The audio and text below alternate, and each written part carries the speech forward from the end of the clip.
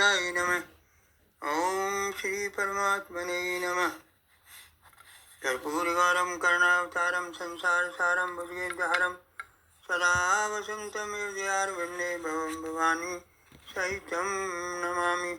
अब मैं भगवान शंकर एवं माता पार्वती को उनके चरणों की वंदना करते हुए आज की राम कथा प्रारंभ करता हूँ। देखिए सज्जनों, पिछली बार की राम कथा में श्री लक्ष्मण जी एवं परशुराम जी का संवाद चल रहा था। मुनि परशुराम जी श्री लक्ष्मण जी से अनावश्यक क्रोध किए जा रहे थे, तो शांत भाव से श्री रामचंद्र जी बोले, हे नाथ, इस अबोध बालक यानी लक्ष्मण जी पर क्रोध न कीजिए। यदि यह आपका प्रभाव जानता तो क्या ये आपकी बराबरी करता? वैसे भी बालक यदि कुछ चपलता करते भी हैं तो माता पिता एवं गुरु आनंद से भर जाते हैं। फिर आप तो सुशील और ज्ञानी मुनि हैं। रामचंद्र जी के यह वचन सुनकर परशुराम जी कुछ ढीले पड़े, परंतु लक्ष्मण जी धीरे से कुछ कहकर फिर मुस्कुरा दिए। तो परशुराम जी फिर क्रोधित होकर कहने लगे कि हे राम, तेरा भाई बड़ा पापी है। यह शरीर से तो बड़ा गोरा है, पर हृदय का बड़ा काला है। तेरा अनुसरण नहीं करता है। यह मुझे काल के समान नहीं देखता। यह सुनते ही लक्ष्मण जी से नहीं रहा गया, सो हंसकर बोले, लखन कहेउ हंस सुनहु मुन, क्रोध पाप कर मूल। जेहि बस जन अनुचित करें, चरें विश्व प्रतिकूल। हे मुनिवर, सुनिए, क्रोध पाप का मूल है, जिसके बस में होकर मनुष्य अनुचित कार्य कर बैठते हैं और विश्व भर के प्रतिकूल चलते हैं। हे मुनिराज, मैं तो आपका दास हूँ, क्रोध त्याग कर दया कीजिए। फिर कहने लगे, टूट चाप नहीं जुरई रिसाने, बैठे हो हैं पाए पिराने। जो अति प्रिय सो करें उपाई, जोरे कोई बड़ गुनी बुलाई। हे मुनिवर, टूटा हुआ धनुष क्रोध करने से जुड़ तो जाएगा नहीं। अब जो हुआ सो हुआ, खड़े खड़े पैर दुख गए होंगे, आप बैठ जाइए। यह धनुष इतना ही अत्यंत प्रिय हो तो किसी बड़े कारीगर को बुलवाकर जुड़वा दिया जाए। देखिए सज्जनों, इस प्रसंग में लक्ष्मण जी ने अधिकांशतः कटाक्ष भरी बातों का ही प्रयोग किया है। इस प्रकार लक्ष्मण जी के परशुराम जी को बार बार क्रोधित करने पर मुनि का बल क्षीण हो रहा है, परंतु फिर भी वह श्री रामचंद्र जी पर एहसान जताते हुए बोले, हे राम, तेरा छोटा भाई समझकर मैं से बचा रहा हूँ, वरना यह मन का बहुत मैला है। यह सुनकर श्री राम जी पुनः बोले, अति विनीति मृदु शीतल बानी, बोले राम जोरे जुगु पानी। तेनाई कछु काज बिगारा, अपराधी में नाथ तुम्हारा। जो तुम औते हो मुन की नाई, पद रज शिरस धरई गुसाई। राम मातृ लघु नाम हमारा, परसु सहित बड़ नाम तुम्हारा। परसु सहित बड़ नाम तुम्हारा। श्री रामचंद्र जी ने हाथ जोड़कर विनीत भाव से कहा, हे नाथ, लक्ष्मण ने तो आपका कोई काम नहीं बिगाड़ा है। आपका अपराधी तो मैं हूँ, अतः जो कुछ क्रोध करना है वह मुझ पर करिए। जिस प्रकार आपका क्रोध दूर हो, मुनिराज मुझे बताइए, मैं वही उपाय करूँ। मुनिवर बोले, हे राम, क्रोध कैसे जाए? अब भी तेरा छोटा भाई टेढ़ा ही ताक रहा, और तूने स्वयं शिव जी का धनुष तोड़ा है और उल्टा हमी को ज्ञान सिखाता है। तेरा छोटा भाई तेरी ही सम्मति से कटु वचन बोलता है और तू छल से हाथ जोड़कर विनय करता है। इस पर श्री रामचंद्र जी कहते हैं, हे मुनिवर, यदि आप मुनि की तरह आते तो हे स्वामी, बालक आपके चरणों की धूल को सिर पर रखता। हमारी आपकी बराबरी कैसे? कहाँ मेरा राम मात्र नाम छोटा सा नाम, कहाँ आपका परशु सहित बड़ा नाम परशुराम।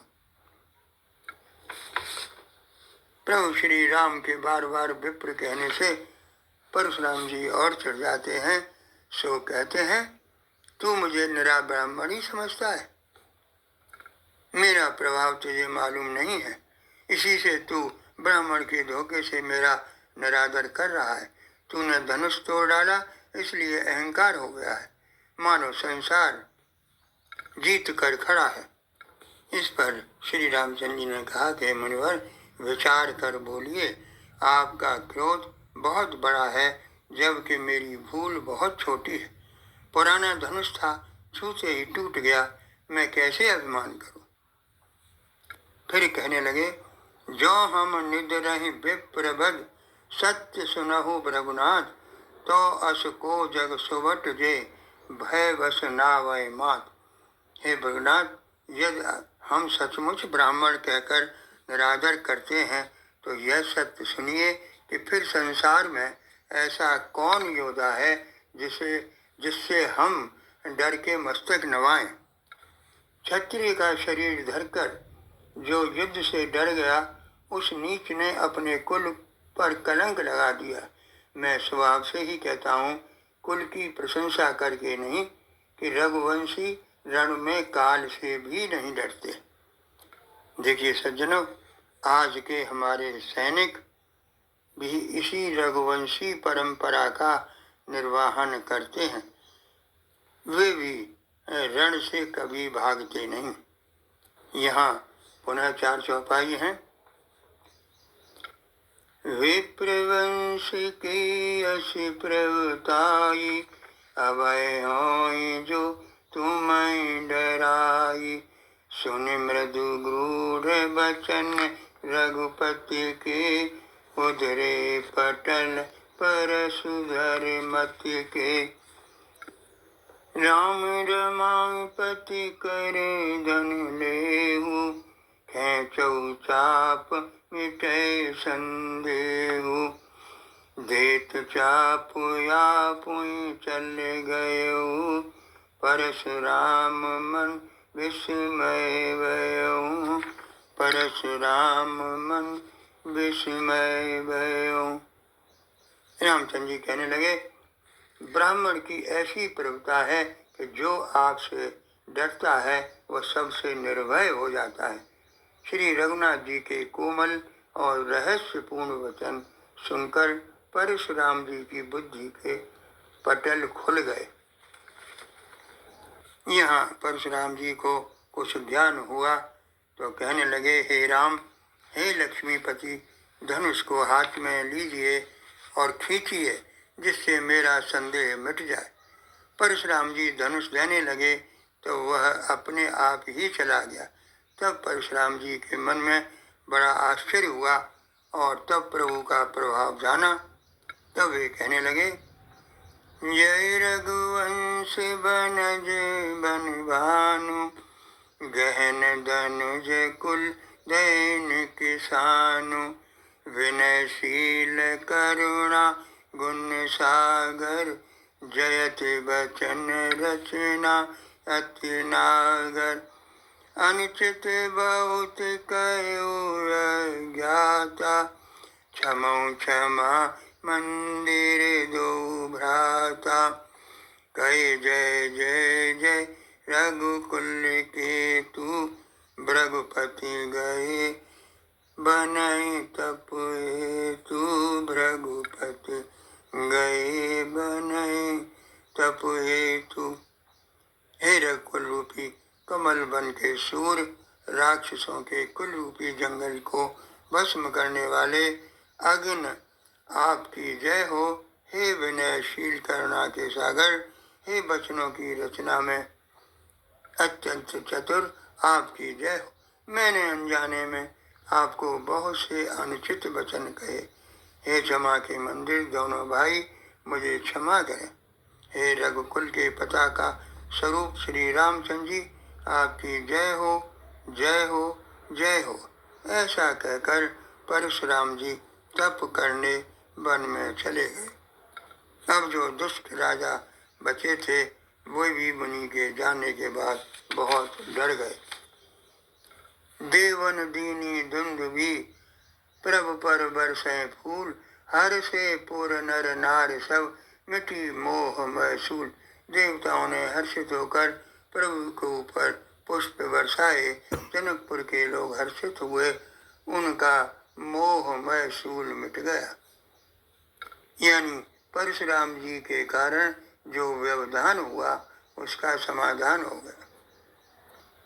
जनक जी ने विश्वामित्र जी को प्रणाम करते हुए कहा, प्रभु कृपा से श्री राम जी ने धनुष तो तोड़ दिया और मुझे कृतार्थ किया।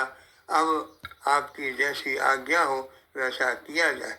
इस पर मुनि विश्वामित्र जी ने कहा कि हे नरेश, विवाह तो धनुष के अधीन था, धनुष टूटते ही विवाह तो हो गया। यह सब बात देवताओं को भी पता है, पर जैसी तुम्हारे कुल की रीति है वैसा ही करो। मेरे विचार से अयोध्या दूत भेजकर राजा दशरथ को यहाँ बुलवाइए ताकि वे बारात लेकर आ जाएं। दूल्हे राजा यानी रामचंद्र जी तो यहाँ विद्यमान हैं ही। राजा जनक ने उसी समय दूतों को अयोध्या के लिए पत्र लिखकर भेज दिया और फिर महाजनों को बुलाकर देवालय और सारे नगर को सजाने का आदेश दिया। फिर राजा ने सुंदर मंडप तैयार करने के लिए कहा। कुशल कारीगरों ने ब्रह्मा जी की वंदना करके मंडप का कार्य प्रारंभ किया। सबसे पहले सोने के केले नुमा खंबे बनाए गए, हरी हरी मड़ियों के पत्ते और फल बनाए गए तथा मणिक के फूल बनाए गए।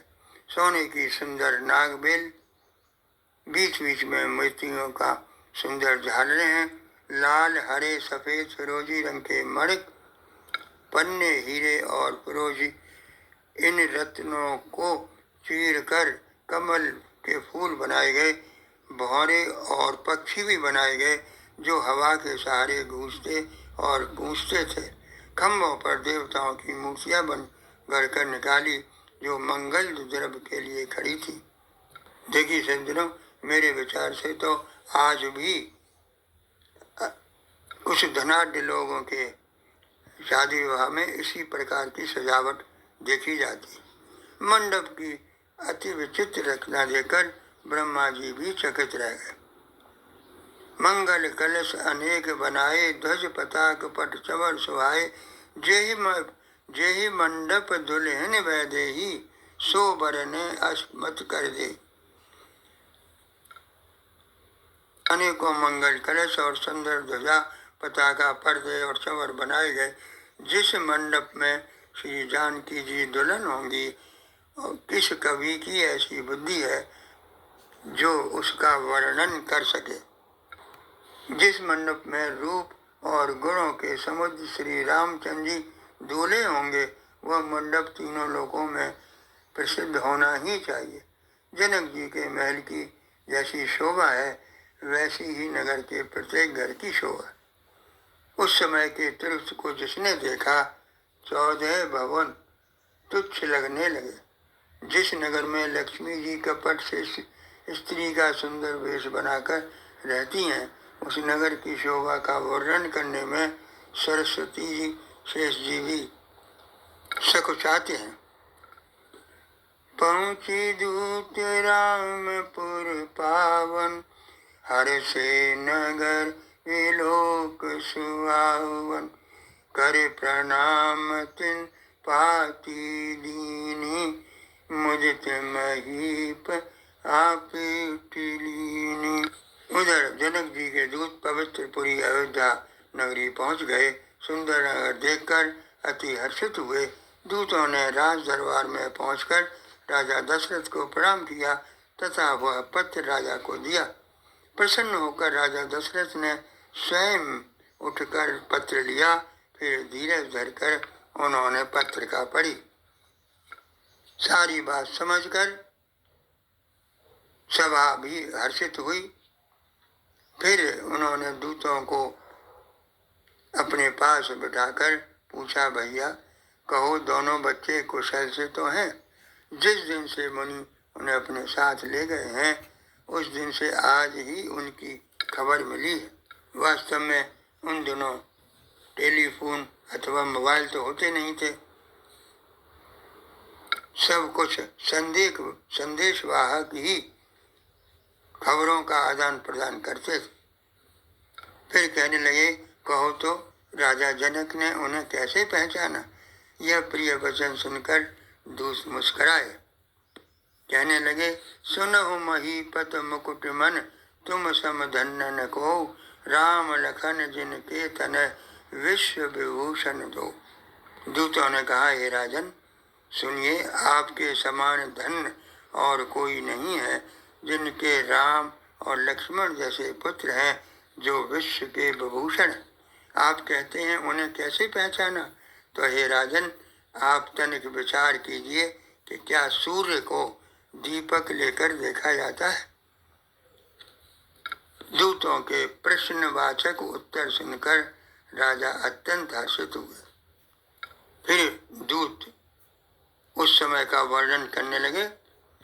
सीयस अंबर उपयने का, समिटे सुबट एक थे का, शंभु सरासन का उनटारा, हरि सकल वीर बहुवारा, सकय उठाय सरा सुरमेरु, सोई हार गयो कर फेरु, जय कौतुक शिव शैल उठावा, सोईते सभा परावौ पावा, सोईते सभा परावौ पावा।